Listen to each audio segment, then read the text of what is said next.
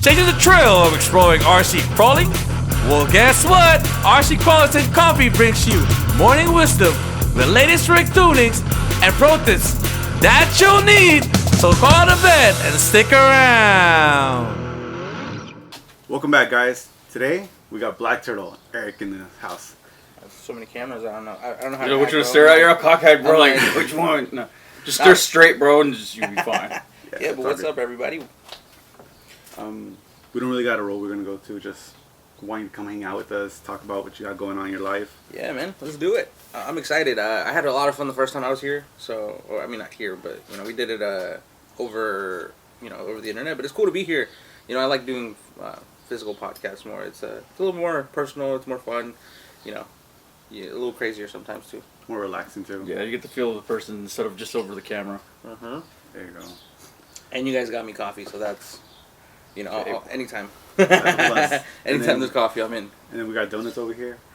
Yeah. Edgar with his donuts and coffee. Yeah, dude, that's how I actually started off with like getting people to come over and crawl. Was always through coffees and donuts. Yeah. Yeah, it was always like the thing I did at Linda Vista was coffee and donuts at Linda Vista on Sundays. There you go. Yeah. No, and that's how it starts, and that's how you get it. How you get it started. Yeah, that's how. I use that as a platform to get to know people.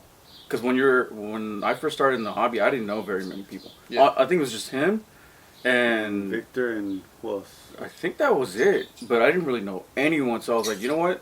I used the platform online and made an event. I'm like, well, if I'm gonna get to know people, I might as well just make an event, see who comes out. And I think it took like 3-4 months, bro, before it started coming. Like it was like a natural thing. People were just coming over. It's just like they say, if you build it, they will come. Yeah, that's exactly what it was. Definitely was. Yeah, and then it just snowballed from there. And we just started as hanging out. Yeah. We'd go every weekend, hang out, see who showed up. If no one showed up, we still got to crawl. We still got to hang out. We still got to have fun. Yeah. And it just brought more people. Hey, this guy's throwing this, super fun. Let's go hang out. Dude, it just grew to what, 30 to 40 every week. And it was like every week there was someone new, or someone new to the hobby, and they wanted, hey, go hit up the Sunday event. It's Linda Vista is great for beginners. Right. It's got everything from like you're ready to run stuff all the way up to like the wall where you can take a full-on cheater. But I mean, it's great for everybody. So I think it was a perfect platform to get everybody together and kind of crawl. Linda Vista is an interesting spot. That's because I discovered it after everybody. So somebody else, and so I was like, oh, that's kind of cool. And then I went one time and I was like driving and I just went by myself. I was like, let me check it out. Sometimes I'm very social, but I'm a very shy person. As much as people don't believe me, I'm very introverted. So let me just go to the spot by myself real quick, check it out, because I'm very shy. I don't want people to see me mess up. So let me check it out first, and then I'll go to a crawl, and then because then I'll have the lines figured out. And I went, I saw the lines, and then I went to a bar crawl or something like that, and I had completely different lines from everybody else, which was really cool.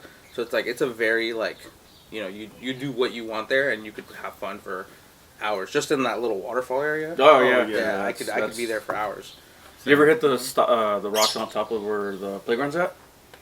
There's a whole those are pretty nasty too. A lot of products have been tested at Linda Vista secretly. So I found a lot of the cool spots, and it's especially for the kind of trucks that I build at work. It's a fun spot. Yeah, like I said, it's got a little bit of everything.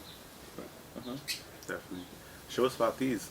I'm excited about I know that's a little different than what we normally have on the show, man. huh? No, I've watched some episodes, and obviously it's a lot of crawling that we do here. So I figured I'd bring something different. A little curveball. Check it out. Put you guys on your toes. No, but these are just some drift cars that I have. Mostly because most of my crawler projects that are nice aren't finished yet. So I was like, I'm not gonna bring incomplete projects. I was on TikTok Live the other day trying to get that chassis that you gave me built. And I couldn't get it to work because of other logistical problems. So I'm like, I had to put that one back in and then put that car back together. And I was like, I don't want to take this one out because it's not as nice. So I just pulled these out because these are two that are ready to go. I just finished building that Civic. It's just a front wheel drive little chassis.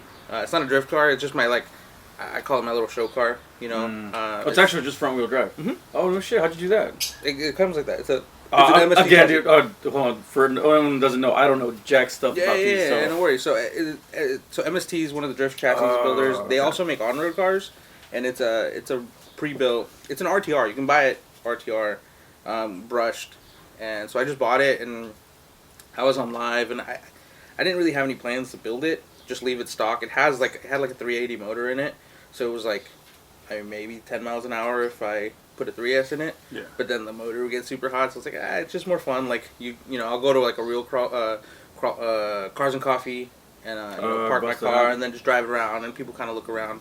You know, it's my way to stay in the Honda scene, even though I haven't owned a Honda for probably 5 years. Is that what you built? Like when I was younger, that was you're a Honda guy. I was a Honda guy. Yeah. Oh, that's how I got into cars. Is my grandpa working on his Honda? You know, he had this old '80s Accord that he was like, you know, the grandpa that thinks his car is going to be a classic one day and spit shines it and makes it, and you know, so he had that for the longest time. It never became a classic, but like to me, that car is iconic. And my first car was an EG Civic, just like this one. And so I was like, all right, like let me get into it. So I built my first B18, and it kind of just snowballed from there. I had, you know, nothing but Hondas going through like college and stuff. And you know, even when like I got with my wife and she needed a new car, I made her buy a Honda. It was a new Honda, and it was stock the whole time she had it. But it was like, no, we got to stay true to Honda. Hondas and Fords. Hondas and Fords. Oh, so you are a Ford guy. I am a Ford guy. Okay. As much as that hurts, you know, where I work. And I'm wearing a Chevy shirt under this hoodie right now because it's all love, dude. But yeah, no, I'm a Ford guy. Ford and Hondas have always had my love. You know, it just comes from that, you know, what I grew up. You know, yep. You know, my grandma had a Ford Fairlane when I was younger. That I was like, oh, that's gonna be my car when I get older. And she sold it, you know, because I was 5 or something like that. So it wasn't like she wasn't thinking that far ahead. But you know, I just grew up around Fords. You know, wanting a Bronco, wanting a F-150. So just as soon as I could, I got an F-150, and it kind of just went from there. Same thing with the Hondas. I always wanted Hondas, and then I got a Honda, and just didn't look back. And so it's just a little homage to where I've been, and so I like to kind of keep it as a reminder, you know, like humble beginnings type of thing. Not that I'm like driving Ferraris or anything right now, but you know, I've definitely stepped up from B18s and going 50 miles an hour, but feeling like I'm going 100. Everything's shaking, making noises. Like, Exactly. I know the feeling. But the fact that it's front wheel drive was pretty cool. But I had it on TikTok Live, and one of my viewers was like, "Yo, you know, you can put a brushless in it. Like, it'll fit a regular 540 can." And I was like, "No, well, the motor mount's all weird." He goes, "You don't need the motor mount." And so I pulled out. I have, you know, a drawer full of just random motors and stuff, and I put it on. I was like, oh snap! Okay, so pop the hood. Yeah, right. That's exactly. They were like, pop the hood. You know, my name's Hector. I got a last name, but I can't pronounce it. You know, so I did that. I put a Reedy system in it. It's got a 13.5 motor in it. So it's the same motor that's in that thing to rip, and the same size motor. And I just sent it and put a sound system in it. And now that's my like. Wait, what? There's a sound system in this thing? There's a Mob Audio in there. Oh, okay, yeah. That guy's out of Sacramento, right? He's Folsom area. Oh, okay. Yeah. So I just had a Mob Audio, and I was like, let me, you know, because you drive down the street, you're walking down the street, and you hear that thing bumping, you're like, what the heck? And those things are pretty loud on 3S, so it's a little neck breaker for sure. No, dude, there was a video. There's this guy on, I don't know if it was TikTok, where he came out, but this dude had a Bronco. Yeah. And he was slapping through the panels will like flux. Oh, like, it would flex like a. You ever see those competitions they actually have? It was doing the exact same thing, dude. Yeah. At first I was like, wait, is that real? I'm like, oh shit, it's an RC. This dude had this like I don't know what the setup was, to be honest, but they looked like legit little woofers and everything. Yeah. No, and that's Mob. So Mob, his background is he used to do sound systems like that. Yeah. But he did like competition sound systems. So that's why he, you know, the parts are kind of generic, you know, it's like, you know, speakers or whatever, but the way that he kind of set up the boards, you know, he got the right components to make sure that you get the best sound out of them. So that's cool. Yeah, no, I was gonna say, there's no way you can hook it up, huh? So we can hear it. Right now, I don't know if there's a battery in it, but I'm down. I don't have a. Oh. If you have a 3S with the jeans, I'll throw it on there right now. It's hella easy. I was just curious to see it. That shit's dope, dude. Yeah. Huh. That's a cool setup. Yeah, and this car, I think this will what it'll end up being is it'll be kind of my demo car, for what I can do. So eventually, the plan for like Black Turtle is to do a lot of like carbon parts and, you know, G10 and stuff like that. So I'm gonna make a carbon chassis for this thing, so that I can just scale it out, put seats in it, have the sound system in it, and all kind of fit. and then just kind of have it as like my, on the table display, like, look, this is what I can do with carbon. I don't know that I'll ever offer it for sale, but it's just like, I'll make like bumpers and stuff for like the drift cars, and some small stuff here for crawlers, but that'll be kind of my like, look, like this is all. You have the machinery for it? You have like a CNC machine? Yeah, we have a CNC. Oh, that's right. Yeah, so we have a CNC that's owned by Black Turtle.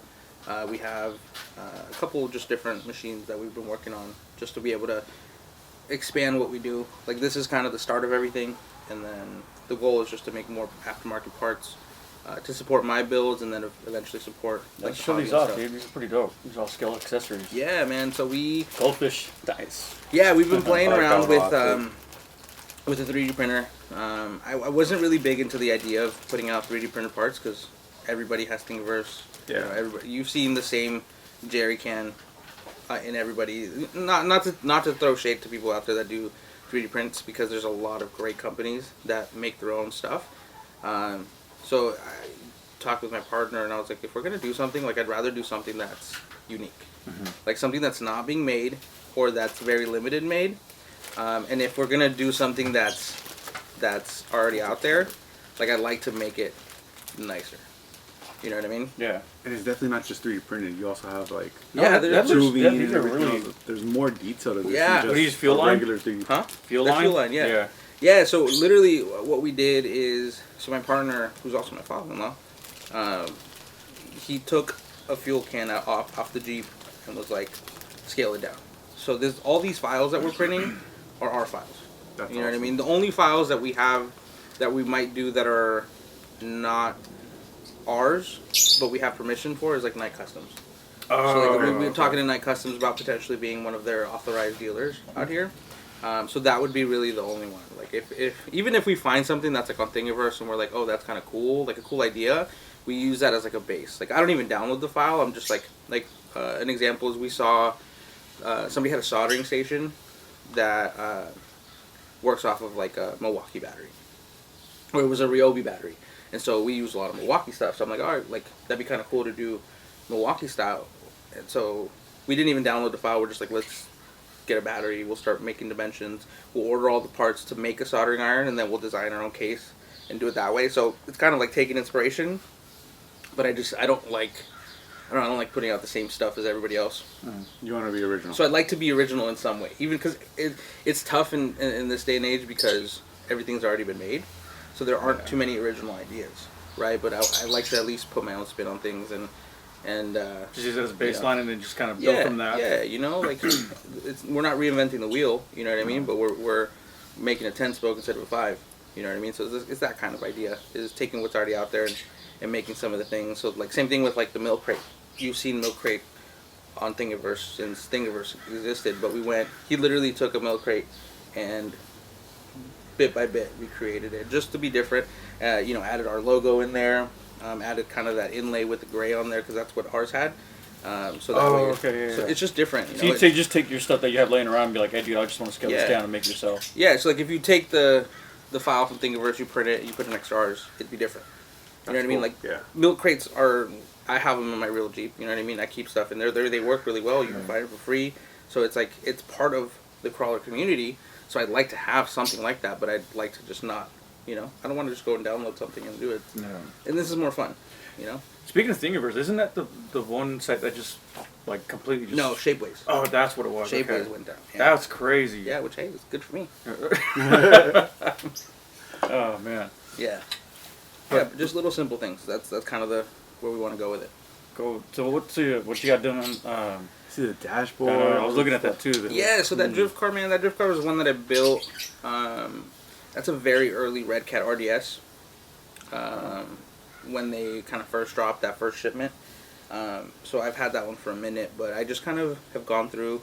There's not a ton you need to do to it, just out of the box. So I kind of just made it my own in that sense. I got to get some of the aluminum parts that they've made. I haven't gotten those. I kind of just modified some of the parts to get more clearances and stuff like that. But I've added, we're going to be putting out a screw kit for Black Turtle. I don't know if it's on there now. I see the washers. We have purple washers because purple's my color. Not a lot of people make purple. So, we have some of those washers that, the really nice. The little cone, yeah. Yeah, so we have some of those on there. It's got the Hobby Wing motor in purple, black and purple. The Hobby Wing ESC. It's got a reef servo in there, so it's a pretty basic one. But I just kind of, I'm a scale guy, so I like to make it as scale as I can. But this is also my comp car, even though I don't really comp. It looks like you got a good amount in there. Yeah, so I did enough. Just like a real car, right? You want to strip it down, and you have your bucket seat. You have your dashboard, so you can read out, your oil temps, your anything like that, fuel pressure. So that was kind of the idea. It's a basic, it has a roll cage for safety. Hydraulic brake. It has a hydro. You know what I mean? So That's I just cool kind of how the took some servo parts. actually looks like the center console and everything. Right. Right. That's such a sick And then idea. I had a set. I don't even know where that center console's or that dashboard's from. I took it out of a different build and just kind of made it work for this, and it kind of fit. Trimmed it a little bit. I think what matters is just like you kind of peek in, and you're like, oh, cool, it's a dash. Yeah. It's not like no one's gonna really, oh, dude, that's like a dash from like a Datsun or something. Right. you know? Right. But that's kind of the idea. Is like you kind of like when you're at the beginner level, you just kind of make it work. You know what I mean? Like, hey, my grandpa had this dash in the garage. Yeah. And it kind of, the bolt pattern's kind of the same. So let's see if we can make it work. I just need or same thing. A little Mickey Mouse. Right. Yeah. Just put it on there. And the same thing, you're like, or you make your own. You're like, let me just fucking bend some aluminum panels, and then I'll just drill holes for all the gauges, and that's my. So it's kind of that's kind of how I look at things. Like, I just kind of make it my own. Parts that I have. I have a pretty good stockpile of just random parts. And then the body was just kind of a tribute body that I did for my brother Brandon. I was gonna say, dude, that color was dope. Yeah, that green I'm orange. not a green guy. But my brothers are into green. Brandon was very into camo, so I was like, oh, let me take some camo green and add my style to it. So that's why it's got the safety orange on there, because the hunting style. That was always him. He always had camo and that safety orange in little bits and places. So I kind of incorporated there. And you can't really see it, but there's the wings from the decal that we made for him are in flake on the side. So when the sun hits it just right, you see the wings. Maybe you'll pick it up because the sun's hitting it on that Yeah, the side. sun's hitting on that side. Yeah. Is it on the side panels? It's on the doors. Okay. Yeah, so it's very faint. It's kind of one of those things like I know it's there. So you get a little glance of it when yeah, you're like... when the sun hits it, bro, it sparkles. Okay. Yeah, it's nice. And then just kept the sponsors on there are just the ones that have some sort of connection to me and him, and my brother's for ASD. So Gen's Ace has been a big sponsor for a long time. East Bay Sliders, those are like family. RPP Hobby, they're not a sponsor of mine, but they've been part of the cause for a long time. And D over at RPP is one of the best human beings that I've ever met. Same thing with Sharif. We made that ASD servo with them. So it was kind of one of those where I just wanted those people that were connected to us on that car. So everywhere I take that car, it's kind of like taking family with me. There's a lot of meaning behind it. Yeah, and I took this to Vegas for King of the Streets, so it was kind of sliding around there. It was cool. Got to feel like he was with us one more time. That's beautiful, dude. That is gorgeous right there. Awesome. I love this, dude. Yeah, and it kind of ended up working out because it's kind of Ninja Turtle style, like Michelangelo, yeah. True. So it kind of worked out. And then on the back is a prototype wing for Black Turtle that we're working on. Does that fit just that 240 style, or No, is it like it's universal? Yeah, so Cut to fit almost. Yeah. Perfect. So it's that width, and then there's kind of like panel lines that you can cut along to make it. Oh, that's cool. That's the make first it thing look that actually popped out when I was looking at it. I'm like, oh, that's pretty sick. Yeah. So that's that. I'm hoping that's a Black Turtle project. Even the cutouts on the back of the trunk, that's dope. Yeah. Does that mesh? Mm-hmm. Wire mesh. Yeah, that's dope. That is cool. Yeah, it's cool. I mean, it has the Hobby Wing ESC in the back. It's too pretty not to show. So I have the big wind funnel in the back, so it's like when you pop it open, when you look in there, you just see like anodized purple, and then it's just it's supposed to be for airflow too. Kind of like in a drift car, you have your radiator in the back, and you want to kind of funnel air in there. So that's kind of how it would inspired it, but obviously air doesn't. Oh, hence the right that you have the mesh back there to get that air in. Okay. Yeah, to keep my stuff cool, but it doesn't always work that way. So it's aesthetics and it has a supposed purpose. to function. Yeah. That's sick. There's a lot of thought that went into this. You could tell. Yeah, that's how I like to do my builds. Even RTRs, if I'm just putting, it's got to have some sort of flavor to it. I don't like keeping rigs stock. That doesn't. Who does though? But that doesn't always mean like swapping everything out. Uh-huh. So that's the thing. I think I look at things differently. Is how can I make it my own? It doesn't always have to be, let me throw a set of aluminum axles on there. Let me throw in the biggest hop ups. It's like, what can I do to make this comfortable and make this stand out? Yeah. Like this is like if you like strip it down, it's an RDS. It's almost stock, but it's just the little details here and there. You know what I mean? Like the wiring's got to be right. I'll go and trim the servo wires down. I'll all that kind of stuff just to make it like be like there's something different about this, even at stock form. So that's kind of the idea. Give it your flavor. That's what it is. A little sazon, There you go. Nice. That's awesome, bro. Really. Just little bit by little bit, just I work on it as I go. Well, the thing is, the more I keep looking at them, the more I kind of see more of like more details. So it's like when you first look at the rigs, you're just like, okay, it's whatever, it's another Honda or 240. But then you start really looking at all the details that go into it, and you're like, oh shit, like okay, that's different. I mean, like I said, you were tripping me out earlier with that fucking exhaust, dude. I was like, I was tripping. I was like, wait, is that shit lighting up? I was like, no, and you hit the nail right on the head there. That's how I plan out my builds. Is like the more you stare at it, yeah. So it's just little details. Like we have this the Black Turtle drift sticker. Even my decals, they all have little meanings behind them. So it says Turtle Drift, in the same styling like font as we do our logo. And then it has our logo, and it has a bunch of kanji on there, right, which is Japanese lettering. And there's, people look at it and they're like, oh, like, is that real? Like, Japanese? I'm like, yeah, it's real. Like, what does it say? And so it's kind of a joke towards, like, people that, will get, like, Japanese or Chinese tattoos. oh, and it means something and like it means hope. And then the guy's like, nah, bro, like, that's popcorn chicken. So that's kind of the idea. So I was like, what can I do that isn't necessarily offensive? Like, I don't want to necessarily, do it. So it literally just says, where's the basket? So it's like, because that's the first thing you learn when you like, I'm going to go travel to this country. I need to know where the bathroom is. It's one of the first things you learn. So I don't even know how to say it. Oh, that's fucking hilarious. Yeah, so just people like, and so I've had people that speak Japanese that are like, oh, it's right over there. Like, do you know what that means? Like, yeah. Yeah, so it's little things like that, bro. That's fucking funny, dude. That's cool. That's a lot of meaning right there. And then, like, there's one on here that says, it just says, I like the tuna here. That most people are like, what does that mean? But I'm like, if you know what it means, you're like, that's funny, and it's got the Skyline livery from Fast and Furious because it's from the scene where he goes, where he's trying to kick him out, and he's like, I like the tuna here. It's like, bullshit, asshole, no one likes the tuna here. So that's kind of the idea. Just little things like that. I like to have fun and make people kind of bend down and have to look at everything. That's cool. Yeah. Make double take. Yeah, exactly. So just little things like that, and all those stickers are available. I give them for free in every one, and then we have the big decal sheet. So how'd you come up with your logo? Like, how did that come about? So Black Turtle started as a joke. Okay. Like most of the stuff that we get into are. A lot of people think like, oh, that's your nickname. Like people call you Turtle. It is now. No. People see me like Turtle. What up? And I'm like, yo, what up? That it started as a joke with my wife. So when my wife and I first started dating, we were working at a water park together as lifeguards, and we couldn't. Like they found out we were dating, and so they separated us.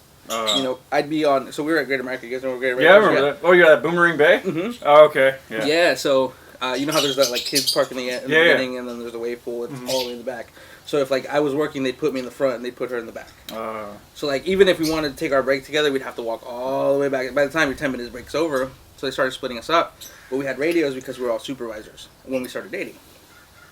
And so I'd be like, yo, teenager in love, like, I miss you, baby, blah, blah, like, I just want to tell you I love you all the time, type of deal. And so I told her, I was like, we need, like, secret codes. Like, because I have shitty days, especially working at Great America, bro, you'd have shitty days every other day, you know? And so I was like, if I get, at that time, there was a meme that was really popular amongst the lifeguards. And it was that kid, the zombie kid. I like turtles. I like turtles. Yeah. So if this was 2011, or 2012 was when we started dating. So this was like, it was kind of the peak of that meme. So if you walked around, you could hear the lifeguards all the time, like, I like turtles. So, because we're all teenagers. Yeah. We're all, young college kids. And so I told her, I was like, okay, but this has got to be like our secret little mission, right? So if I'm having a bad day, I'm going to get on the radio and be like, Kendra, come in. And she's like, oh, come in. And I go, Operation Black Turtle, because we would have like code names like that for like emergencies or stuff like that. Okay. So we'd have codes, so I just go Operation Black Turtle, and that just meant that I love you. Oh shit! Okay. Yeah. So like my wife to this day, like if she posts like anniversary pictures or like, family day, her hashtags are always Operation Black Turtle. Oh, okay. Yeah. So yeah, because there's always some significance, like over like someone's personal, like there's always some personal in their logos, Yeah. So Operation Black Turtle has been our thing.